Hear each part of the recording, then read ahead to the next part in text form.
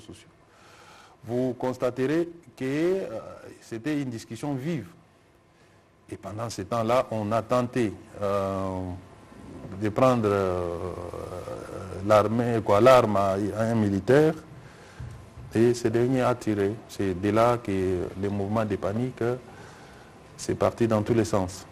Donc l'armée n'était pas envoyée pour aller ni encadrer la masse, ni fusiller la masse. Il s'agit pour moi d'une bavure militaire. Voilà. De toutes les façons, les responsabilités des uns et des autres doivent être rétablies, afin que les coupables soient châtiés. Voilà. On va prendre la question de Dominique Mukenza.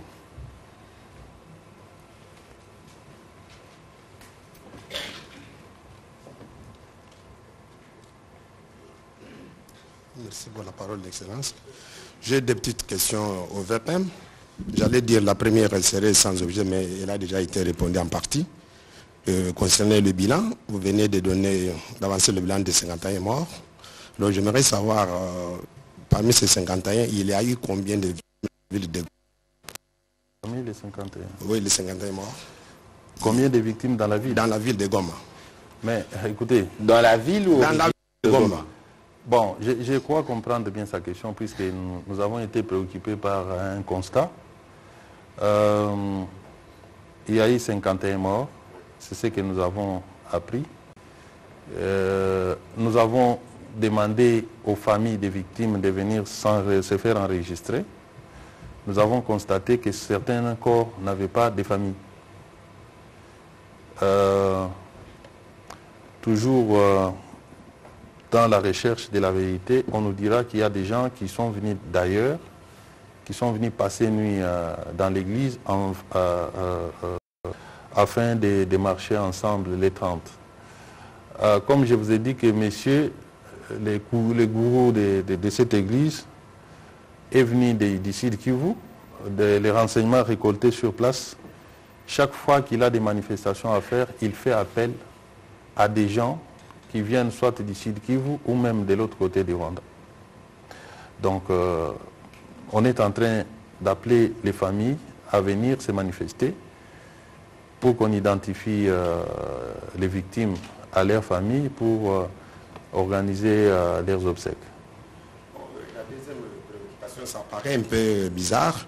Le gouverneur militaire a rappelé à Kinshasa pour raison de consultation, notamment pour éclairer la lanterne des autorités, mais immédiatement, il est remplacé dans les opérations. Que s'est-il passé? On a remplacé personne dans les opérations.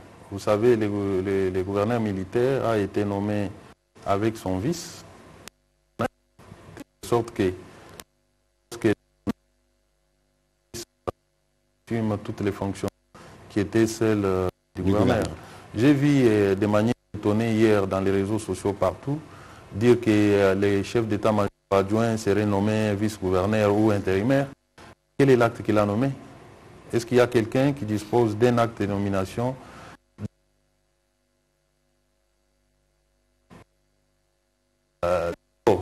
Peut-être c'est sa présence qui a fait que les gens ont cru que c'était lui qui remplaçait les gouverneurs. Il n'y a aucun acte à ce jour qui a démis les gouverneurs de ses fonctions. Il reste gouverneur militaire. Il est rappelé administrativement à Kinshasa pour être consulté. C'est son adjoint, son vice, qui assume l'intérim. Les générales Chaligonza et les chefs d'état-major général adjoint, il est dans son rôle d'instruction. Je dois vous dire qu'il n'était pas seul. Il y avait aussi le général Makombo des renseignements militaires. Les deux sont arrivés le même jour. Pourquoi est-ce qu'on ne parle pas de l'autre? On parle seulement du chef d'état-major adjoint. Donc, j'informe à l'opinion qu'on n'a pas nommé un autre gouverneur. L'intérim est assumé par les vice-gouverneurs. Le chef d'état-major général adjoint est là dans le cadre de ses attributions d'inspecter les troupes, surtout après la commission de ce que nous sommes en train de déplorer ici. Il était normal qu'il soit le chef d'état-major lui-même pouvait se rendre, soit délégué à son adjoint comme il l'a fait. Voilà, on va prendre la question de Madame Réma.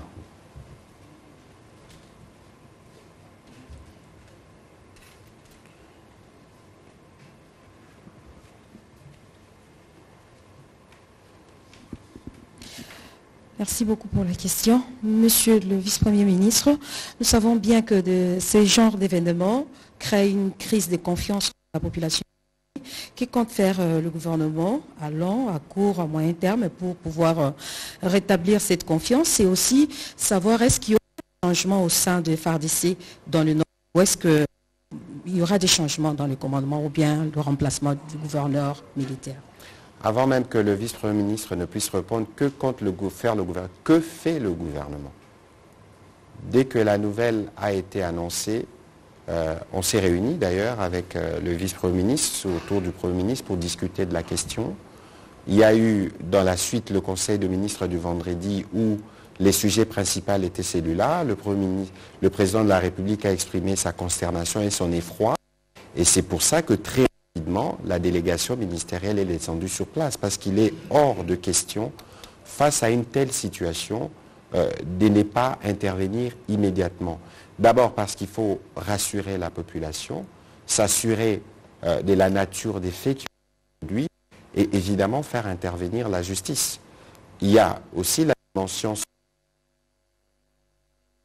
mort et vous savez ce que cela représente pour nous dans notre culture, les respects dus aux morts et tout ce qui devrait être fait. Et donc, au-delà de la visite et de ce qui a été fait sur place, le gouvernement ne compte pas faire, le gouvernement fait. Monsieur le vice-premier ministre. Oui, merci beaucoup, madame. Effectivement, cet acte n'a pas été bien apprécié par l'opinion de la population tant à Goma que dans l'ensemble de la République. Raison pour laquelle il fallait absolument y faire la lumière pour essayer de restaurer cette confiance entre la population et son armée. J'ai discuté avec des Goma, comme je venais de vous dire.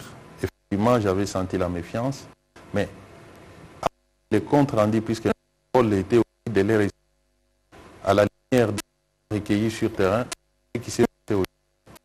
Ils ont compris qu'il s'agissait des détails, des éléments de l'armée qui sont aujourd'hui de la justice. Chacun d'eux va répondre de son comportement. Je pense que est susceptible de restaurer la confiance entre nous et particulièrement entre l'armée et la population. Mais il y aura quand même des changements au sein des postes de commandement au sein de la province quand même, dans les FARDC. Je ne peux pas vous dire ici qu'il y aura des changements, mais il y aura des sanctions contre tous ceux qui seront reconnus coupables. On ne va pas changer les gens pour les changer. On sanctionnera tous ceux qui ont une responsabilité dans ce qui s'est passé. Il y a une dimension dans votre question, peut-être que le VPM n'a pas donné beaucoup de détails là-dessus, mais ils ont passé l'essentiel de leur temps à discuter avec la société civile. Parce que vous savez que la situation dans le Nord Kivu est une situation que nous suivons de très près. Et d'ailleurs, nous restons très solidaires de la population de cette partie du pays au regard de tous les drames qu'ils vivent du fait de cette agression. Il faut rappeler qu'il y a plus d'1 million de compatriotes qui sont déplacés et pas loin de Goma, vous avez ces camps des déplacés pour lesquels nous nous dépassons quotidiennement. Et donc il y avait des discussions, notamment avec des mouvements citoyens, et les mouvements citoyens avaient des revendications qui portaient notamment sur la libération de certains de leurs camarades. Je pense que le vice-premier ministre, vous avez accédé à plusieurs demandes. Et la démarche du gouvernement consistait justement à écouter la population, parce que c'est un incident qui est arrivé, à écouter les frustrations de la population, à écouter la population parce que c'est elle aussi qui donne des informations, qui voit des situations et qui voit des choses. Et c'est d'ailleurs de ces discussions que certaines décisions ont été prises et d'autres les seront. Parce que le VPM vous a dit tout à l'heure que des rapports seront faits. Et donc le souci principal, vous savez que nous avons terminé récemment les travaux de la table ronde sur la levée de l'état de siège et que le président de la République est en train justement de travailler sur le sujet parce qu'il doit donner une réponse aux propositions qui lui ont été faites.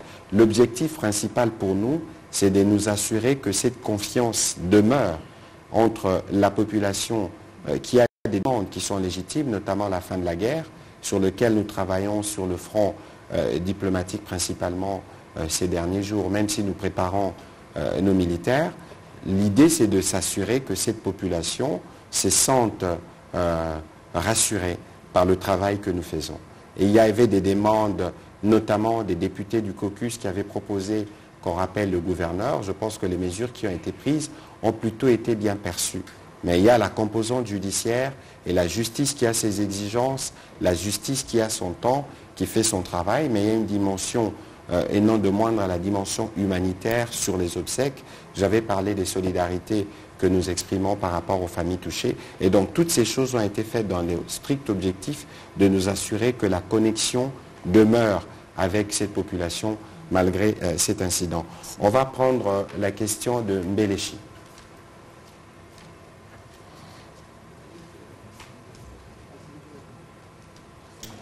Il est de l'autre côté. On va prendre celle de Jacques Moulouba, puis de Marlon Kacham.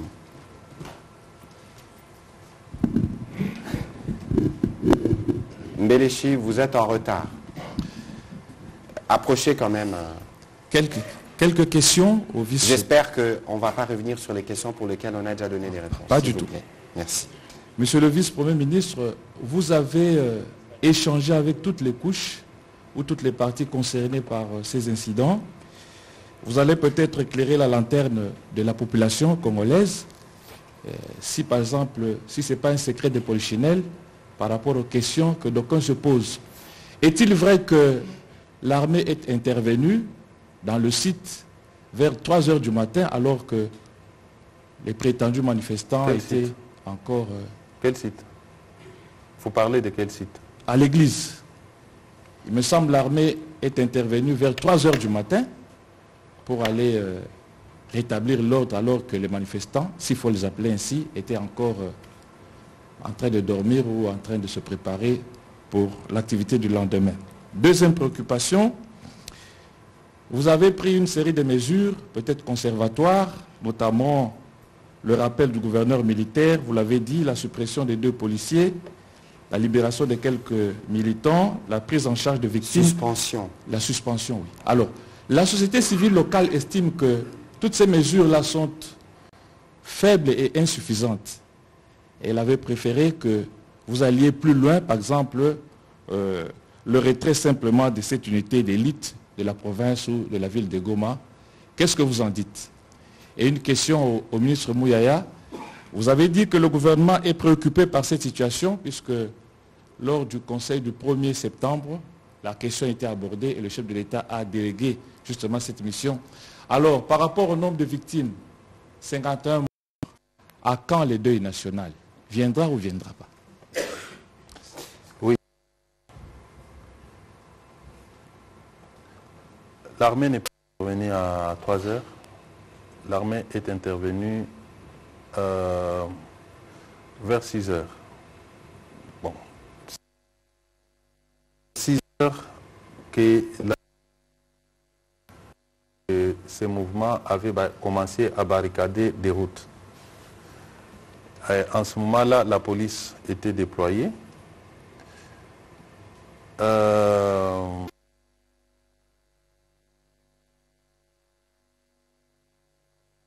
la secte, c'est lorsque ils vont capturer les policiers qui quittaient son poste, comme je l'ai dit, que l'armée qui faisait la marche, l'armée, je répète, n'était pas destinée à aller s'interposer contre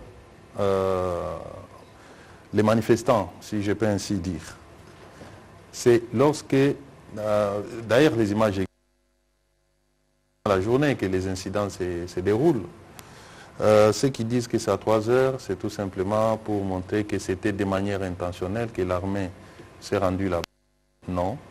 L'armée avait ces jours-là, d'ailleurs l'ordre opérationnel de l'armée elle-même existe, on me l'a produit, on nous l'a produit, on nous a produit l'ordre opérationnel de ceux qui devaient encadrer les manifestants, quelques éléments de l'armée ont été appelés au secours d'un policier en danger, d'ailleurs qui a trouvé la mort par lynchage. Et c'est là que tout est parti. Et c'est les jours, puisque les images attestent que c'est pendant les jours. Vous devez avoir vu ces images-là. C'est à 3 heures du matin. Nuit. Par rapport à la deuxième question, vous dites que la société civile souhaite le retrait de cette unité spéciale. Non. Avec de tous, c'est avec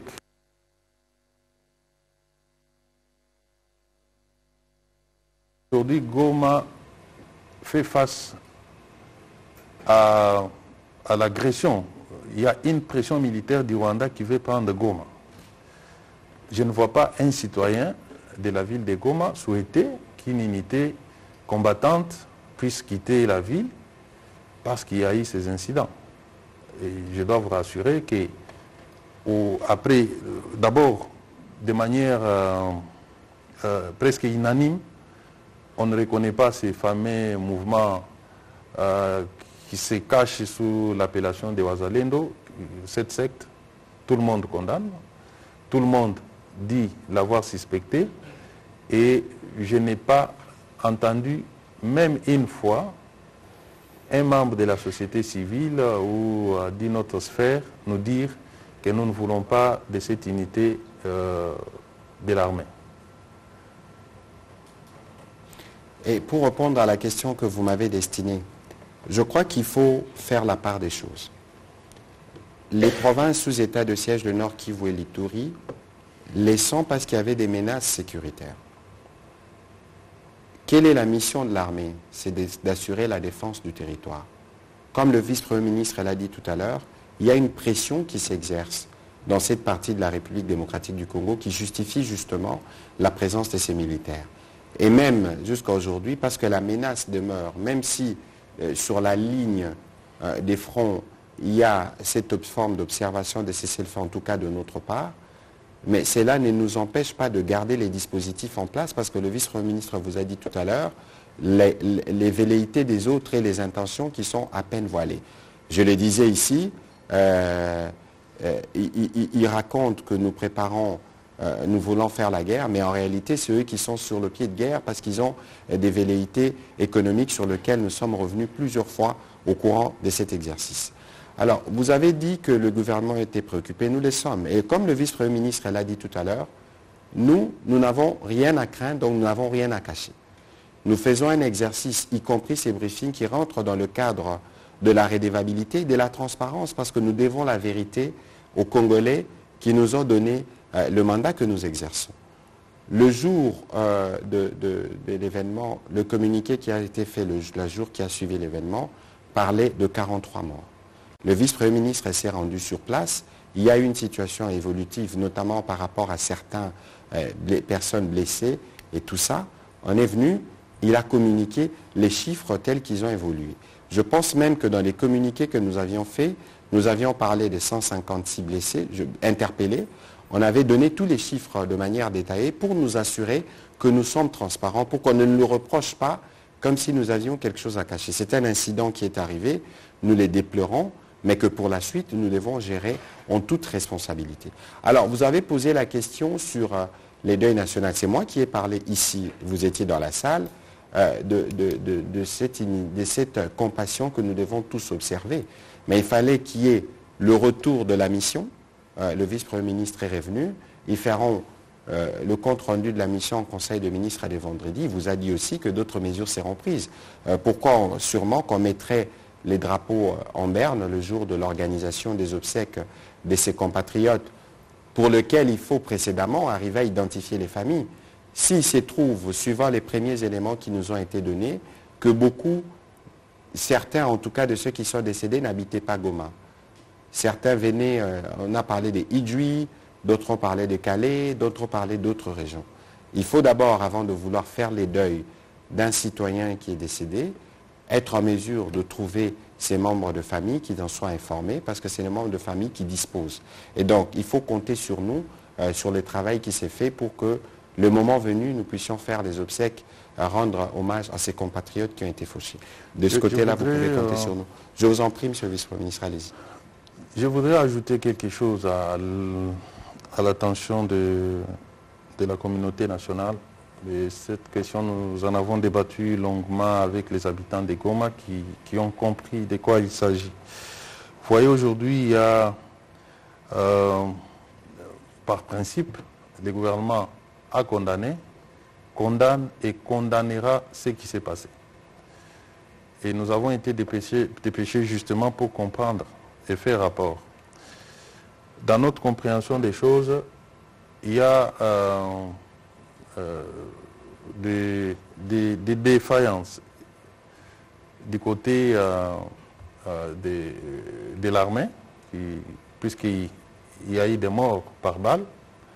Ça, c'est un fait indéniable que le gouvernement ne va pas nier. Nous n'avons pas intérêt, mon collègue vient de le dire. Mais il y a également une tentative de récupération. De récupération pour charger les gouvernements, notamment sur les chiffres.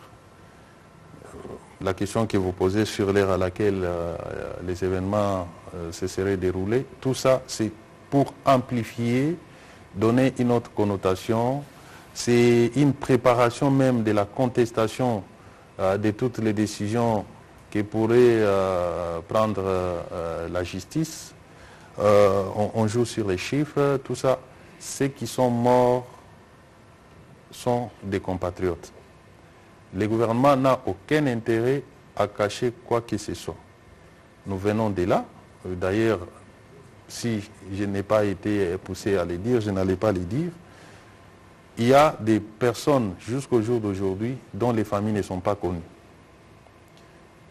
En tant que gouvernement, nous devons connaître d'où est venu ces gens-là. Ils viennent d'où? Ils sont de quelle famille? Ce sont des questions importantes que nous devons intégrer dans notre analyse en tant que peuple, en tant que nation. D'autant plus que dans cette partie de la République, nous faisons face à une agression rwandaise. Nul n'ignore aujourd'hui que le Rwanda a infiltré notre société et continue à infiltrer. Nul n'ignore que le Rwanda a manipulé et continue à manipuler. Donc nous devons être vigilants sur tout ce qui arrive, surtout dans cette partie de la République et même dans d'autres territoires, pour analyser avec beaucoup de froideur certains faits qui se présentent devant nous. Voilà. Voilà, on va prendre les 3 dernières questions en série parce que nous devons libérer l'antenne dans 5 minutes. On va prendre Mbelechi, Marlon Kachamou et Blaise Bokokia. Merci, Monsieur le vice-ministre de l'Intérieur. Selon nos sources, il y a un problème de commandement au sein de l'armée au Nord Kivu. Il semblerait que l'opération a été effectuée par la garde, l'unité spéciale, sans que le gouverneur militaire ne soit au courant. Il semblerait que lors de ces revenus de Kinshasa, une autre question... Vous revenez sur des questions pour lesquelles on a déjà donné des réponses. Quel parallélisme entre... parce qu'on dit à Goma, il n'y a pas de deuil. Le deuil se tient plus au sud Kivu. Quel parallélisme faites-vous entre ces situations? Les Ouazalais seraient venus du sud Kivu qui ont été tués à Goma, ou vous venez d'effectuer votre enquête? Dites-nous réellement ce qui s'était passé. Je crois que le vice-premier ministre... Sauf si vous souhaitez que je dise autre chose que ce que j'ai dit. J'ai voulu être le plus franc possible parce que nous n'avons pas à cacher. Je vous ai expliqué que les événements, il y a une manifestation qui était prévue pour les 30. Avant les 30, on a observé les déploiements. Ce que j'ai dit est vérifiable. J'ai dit ici qu'avant les 30, on a constaté les déploiements des forces spéciales rwandaises à la grande et petite barrière, donc le long de nos frontières, en prévision d'une marche annoncée par une secte qui est supposée être congolaise. Mais le Rwanda prend des dispositions à ses frontières. Laquelle marche est dirigée spécialement contre des structures de la communauté internationale. On devait prendre ça au sérieux. 2. L'armée est sortie. Pourquoi? J'ai expliqué qu'il s'agissait d'une marche de dissuasion. C'est normal, c'est stratégique. Comme cela a été fait à Kinshasa. Comme cela a été fait à Kinshasa d'ailleurs. C'était un message qu'on lançait aussi de l'autre côté.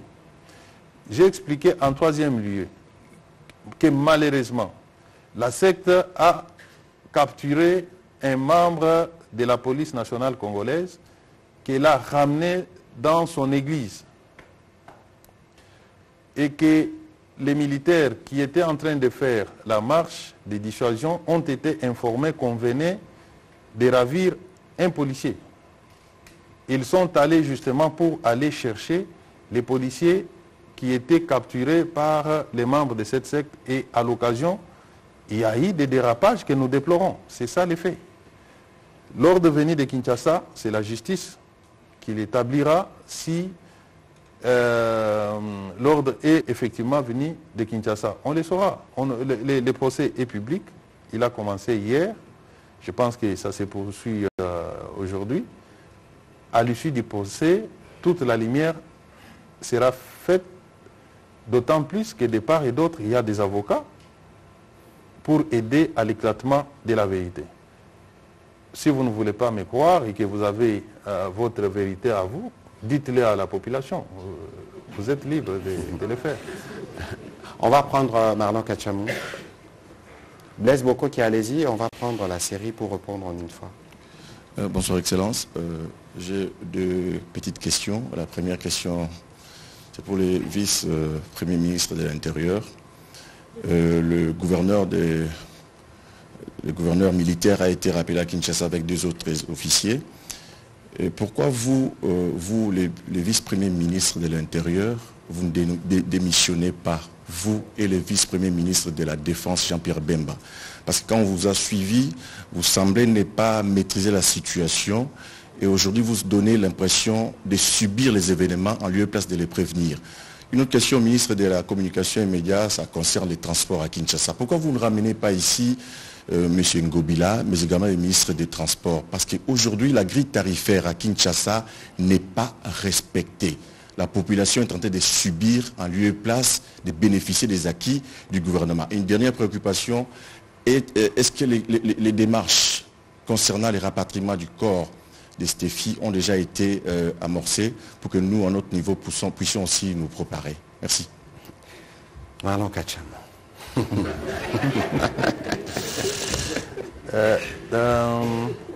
Vous demandez ma démission parce que je serais en train de subir des événements? Non. Nous ne subissons pas des événements. Nous sommes devant un cas fortuit, un cas qui est arrivé, qui n'a pas été préparé, un dérapage... et qui arrive partout, hein. On voit qui arrive, voilà. Donc, je démissionnerai lorsque je me sentirai responsable d'un fait que j'aurais évité, que j'aurais dû éviter et que je n'ai pas fait. Les explications sont tellement claires qu'il est difficile aujourd'hui de rechercher la responsabilité au sein du gouvernement. Voilà. Je ne vais pas revenir sur les explications parce que toute personne de bonne foi qui a compris les explications ne peut pas chercher des responsabilités ailleurs que sur les lieux où les faits se sont commis. Voilà. Alors, la question que vous me posez en réalité, vous devez la poser au vice-premier ministre. Je crois que la question aurait été d'ailleurs plus intéressante pour lui que lui demander ce que vous avez demandé au départ, parce que nous parlions justement avec les gouverneurs de la ville avant ces briefings sur le transport à Kinshasa. Peut-être que le vice-premier ministre qui a dans son portefeuille la gestion notamment des relations avec les gouverneurs peut nous dire un mot, parce que monsieur le vice-premier ministre, les embouteillages dans la ville, c'est exécrable. Oui, comme vous l'avez dit, avant d'entrer dans cette salle, j'ai appelé en présence de mon collègue, le gouverneur de la ville, pour lui demander de prendre ces problèmes à bras le corps Il m'a promis qu'il allait les faire. C'est ça mon rôle, c'est d'intervenir dans des situations comme ça, d'essayer de...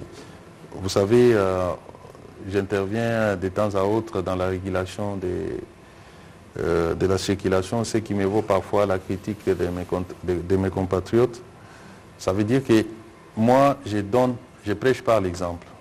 Ce n'est pas normalement mon rôle de me mettre sur les rues en train de réguler, mais je vais lancer un message à ceux qui sont commis à cette tâche de les faire et de les faire bien. Nous sommes en train d'y travailler. À mon niveau, j'y travaille, mais j'essaye aussi de bousculer les gouverneurs pour qu'il fasse sa part, puisque en réalité, c'est lui qui a la charge de la gestion de la ville.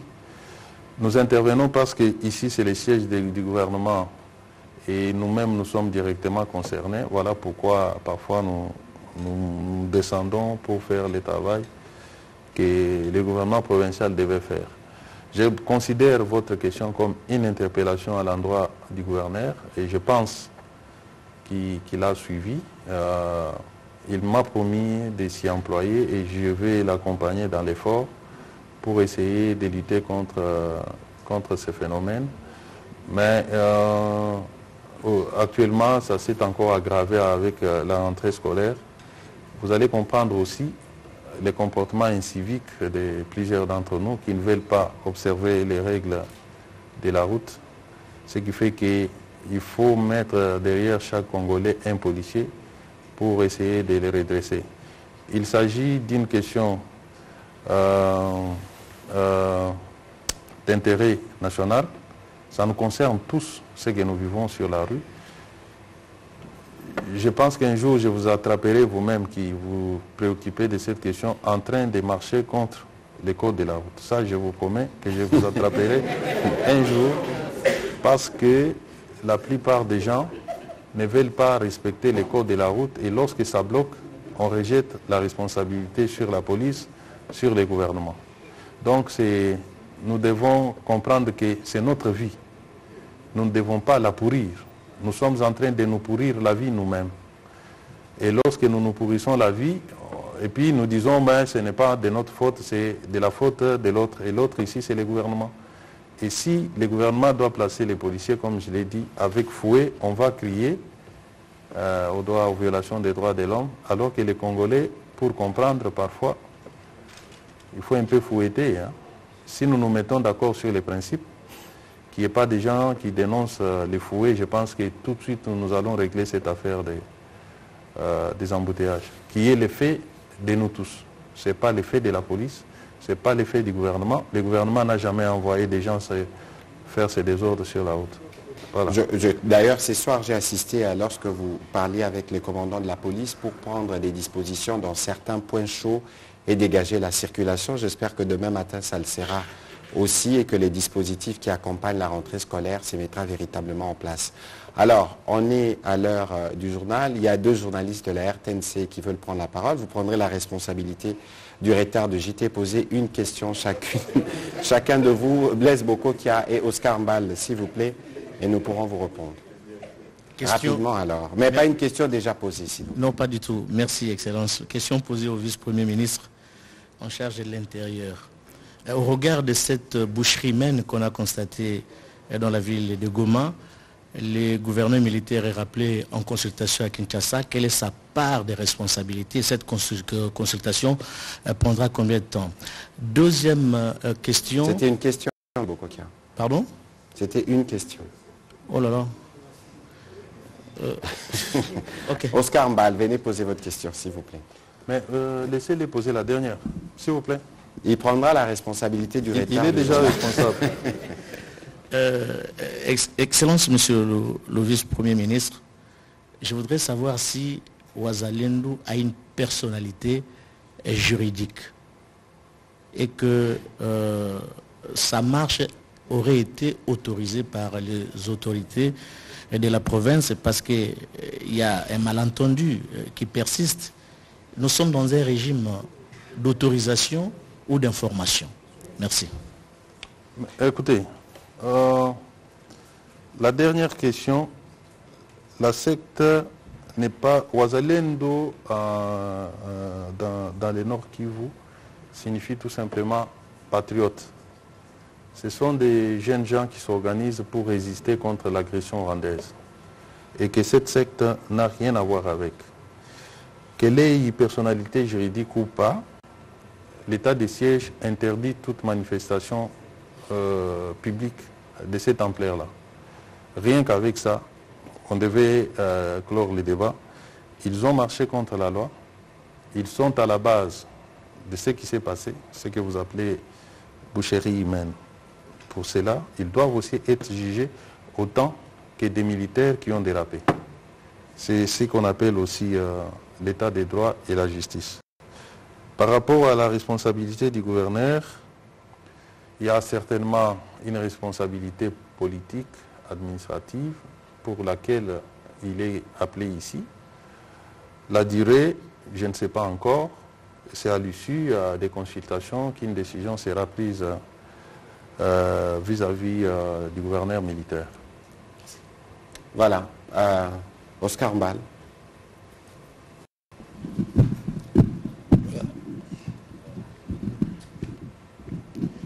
J'ai une petite préoccupation. Les procès en flagrance a commencé à Goma. Des officiers militaires et même ceux de la police sont en train de comparaître. Mais d'après mes sources, j'ai contacté mes sources à Goma. Et vous voir des plus hauts gradés de l'armée, tout comme de la police, comparaître parce que l'ordre vient souvent d'en haut.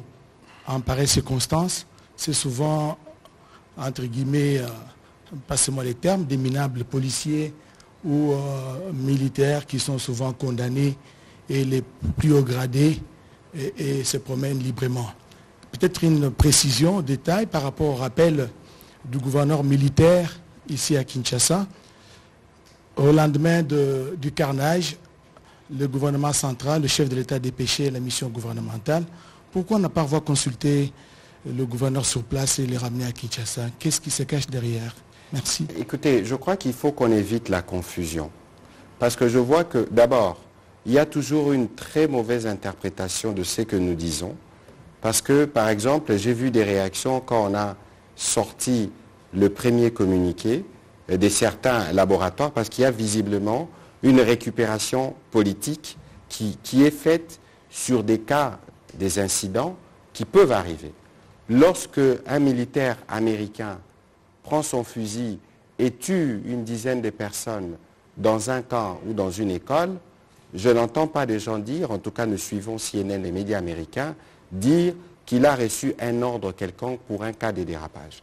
Et pour ces cas précis, lorsque nous avions fait, nous, le premier communiqué, nous avions dit que justice devrait être faite.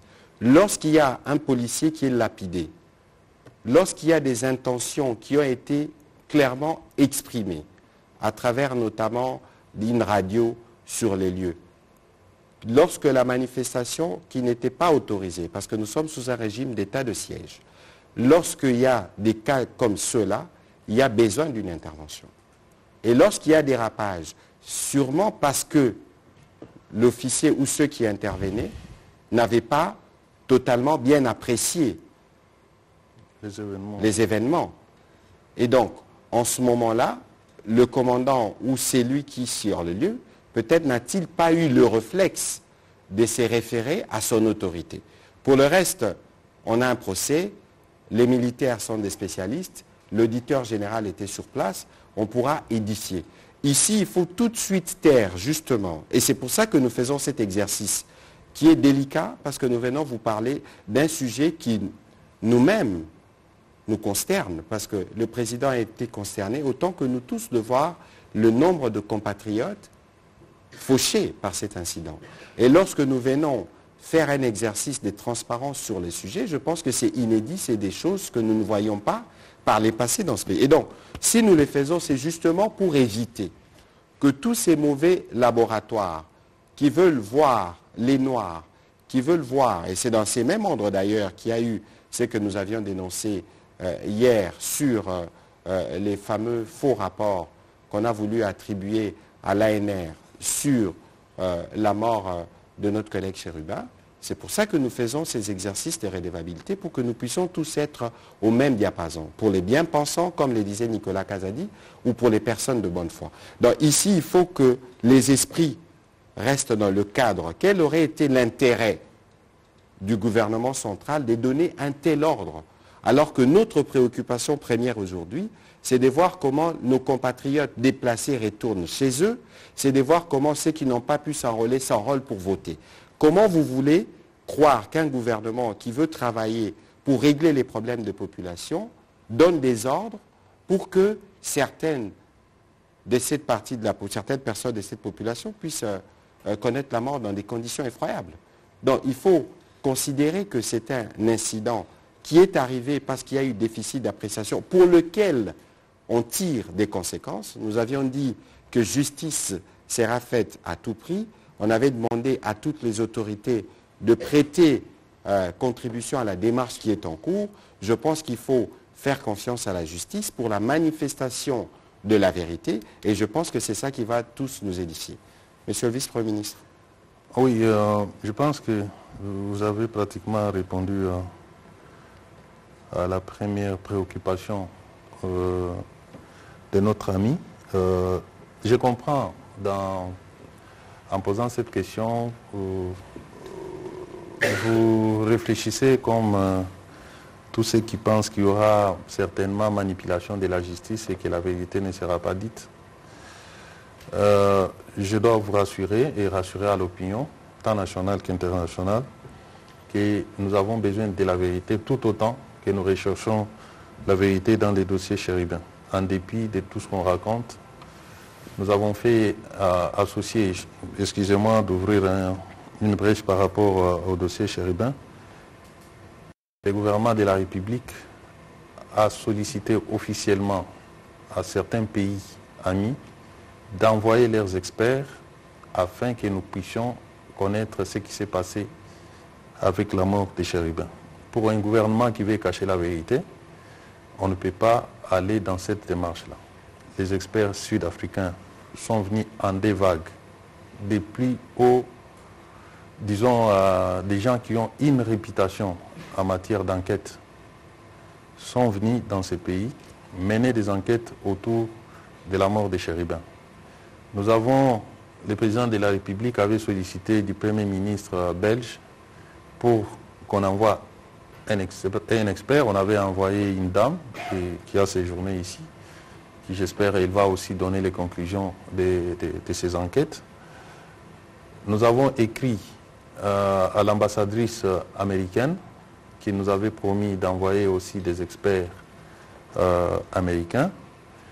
Nous avons également à la MONUSCO qui participe activement aux enquêtes, sauf si le gouvernement congolais va s'entendre avec tous ces gens-là pour mentir à l'opinion tant nationale qu'internationale.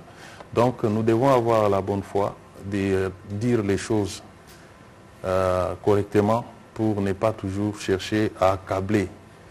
Vous pensez accabler les individus qui sont au gouvernement, mais en réalité vous accablez votre pays parce que l'image là ne va pas coller qu'à ceux qui sont dans les institutions aujourd'hui, ça va coller au pays. On dira qu'en République démocratique du Congo, il n'y a pas de transparence, il n'y a pas de justice et c'est le pays qui en pâtit. Alors pourquoi pas des hauts gradés? Je ne sais pas pourquoi on doit absolument impliquer les hauts gradés.